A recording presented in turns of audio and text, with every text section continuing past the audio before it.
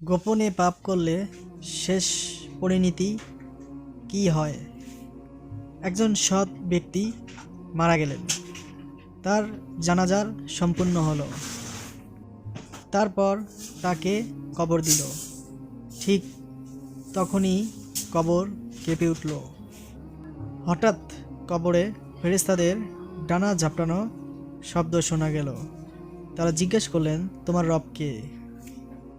লোকটি কাঁপতে কাঁপতে বললেন, আমার রব আল্লাহ। ফেরেশতারা বললেন, তুমি সত্যি বলেছ।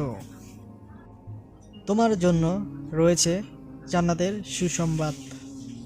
কিন্তু হঠাৎ করে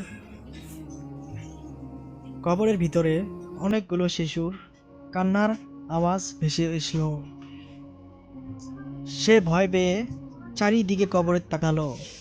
সে হঠাৎ বুঝতে পারল তার দুই হাত কাঁপছে। তারপর সে তার হাতের দিকে লক্ষ্য করল, দেখল তার হাত দিয়ে রক্ত ঝরে ঝরে পড়তেছে। তখন ফেরেশতারা বলল, এই হাত দিয়ে তুমি গোপনে পাপ করতে। তোমার একটি একটি পাপের একটি একটি শিশু আত্মা জন্ম নিয়েছে। আজ তারা সবাই তাদের সাথে হওয়া অন্যায়ের ন্যায্য বিচার চাইতেছে। লোকটি তখন কিছুই বলতে পারল না। কবরের দেয়াল সংকুচিত হতে লাগলো। আরেক ভয়ানক চিৎকারে লোকটা কবরের অন্ধকারে আযাব শুরু হতে লাগলো। আশা করি ইসলামিক ভিডিওটি দেখতে এবং ভালোবাসতে চ্যানেলটি সাবস্ক্রাইব করে সঙ্গেই থাকবেন।